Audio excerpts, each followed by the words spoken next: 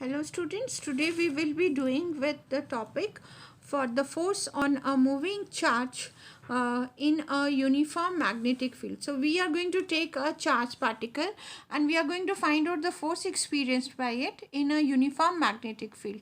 So in order to understand this much better, let's just see this diagram. In this diagram, it's seeing that it is an this is x-axis, y-axis and z-axis.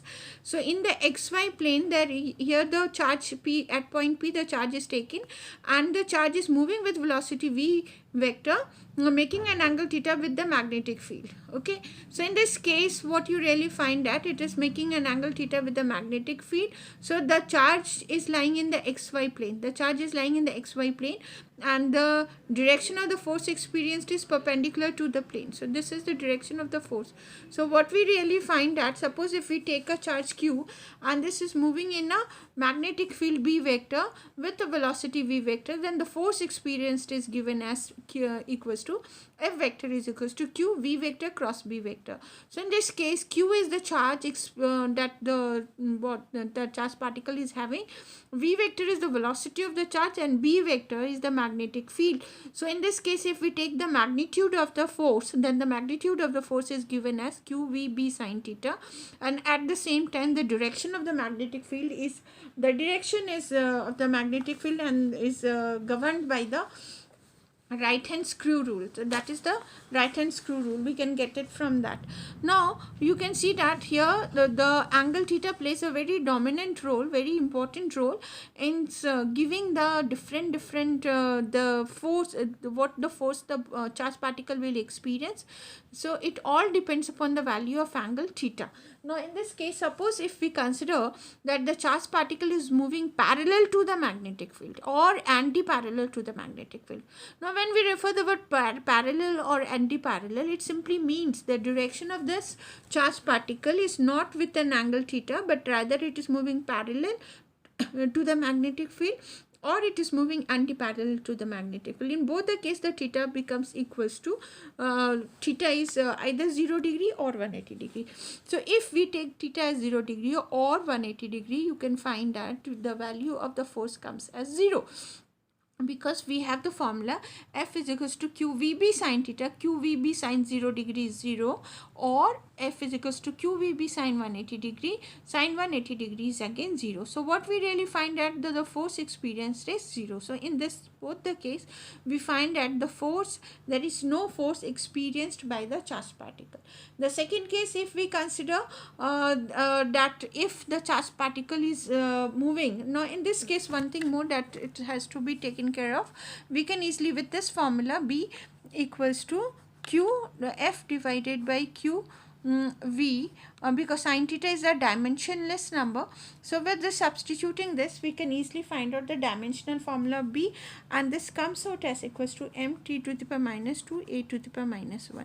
So we can easily substitute the value of f as mlt to the power minus 2, charge is at, velocity is lt to the power minus 1, and substituting all the values, we will find that the dimensional formula is coming as equals to mt to the power minus 2 a to the power minus 1. Further, if we have the condition that if we have got a charge of 1 coulomb moving with a velocity of 1 meter per second perpendicular to a uniform magnetic field, it will experience a force of 1 Newton.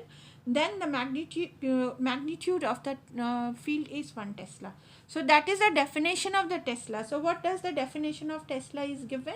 So that if a charge of 1 coulomb moving with a velocity of 1 meter per second perpendicular to a uniform magnetic field experiences a force of 1 Newton, then the magnitude of the field is 1 Tesla. So 1 Tesla. Tesla is the unit of the magnetic field. Now further, if we have the angle as equals to, let us assume the angle is equals to, if theta is equals to 90 degree. It simply shows that if we just say this figure, then the direction, then the velocity is not confined at certain angle, but rather this theta becomes equals to 90 degree. Now when we have this condition that when the charged particle is moving at an angle per 90 degree to the magnetic field, then what it is really seen that in this case the trajectory changes and the particles no longer moves into a perpendicular direction, rather it experiences a force and then it is it keeps on moving along a circular path. So in this case, when we have the condition as 90 degree, then the charged particle moves in a circular path, and we have got theta is equals to 90 sin 90 degree is equals to 1. So F is equals to QVB, and in this case, since the path is circular, so what we will find that F is equals to mv square by r. This is QVB. So what exactly we can get the condition, or we can write r as equals to radius of the path as mv by qb, and finally this is momentum by qb. So here we get the condition. So here we get mv square by r is equals to qvb, r is equals to mv by qb, or that is p divided by qb. So this is the formula that we are getting when the charged particle is moving in a direction making an angle 90 degree with the magnetic field. So this is one of the condition. The next condition, if we have the condition, so it simply means that if it is moving at an angle of 90 degree, then what we will have, it no longer moves into any other path, but the path changes into circular path. And since the path is changing into circular path, the force is given by the centripetal force, that is mv square by r. So we get the formula from r is equals to mv by qv. Mv is the momentum, so we can easily write p equals p by qb. Q is the charge, p is the magnetic field.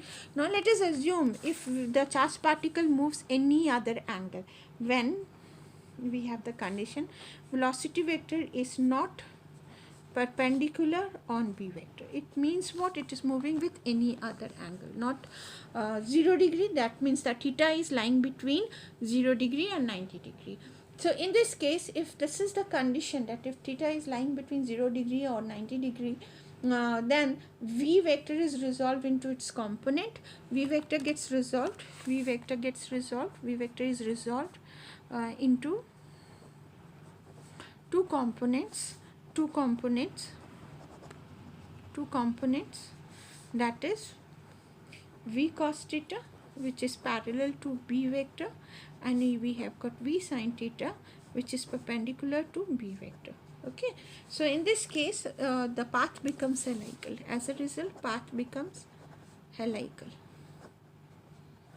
So this is very simple thing to understand, that if we have got the angle not 0 degree, not 90 degree, but any other angle between 0 degree and 90 degree, then the path of the charged particle is no longer into any other, but it simply moves along a helical path, and the velocity vector is resolved into its two component, v cos theta parallel to b vector, v sin theta parallel to the magnetic field. So in this case, the radius which we had derived here, r equals to mv by qb. So here the radius will becomes equals to m v perpendicular divided by qb, that changes as mv sin theta divided by qb, and the time period is equals to the total circumference, that is 2 pi m divided by qb. That is the time period. Now if we want to know to find out the pitch, then the pitch of the path is given as, because it is the horizontal one, so p is equals to v parallel into time taken, so this becomes v cos theta into 2 pi m by qb. So that gives the path. So here what is very important to understand, that that when the angle is any other angle rather than a 0 degree or 90 degree, then the velocity vector is resolved into two components, parallel and perpendicular. The parallel one and the perpendicular, so we have got r is equals to mv vector by qb, v vector is equals to mv sin theta. So we get t equals to the time period is given by this formula, and the pitch of the path is given by this another formula, that is the parallel vector into time. So we get this value. Okay, I hope you have understood, and you must have seen how things are changing. So if any problem arises, you can write in your comment box, and I'll just check where you are facing the problems, and I will try my level best to solve that problem. Thank you for watching.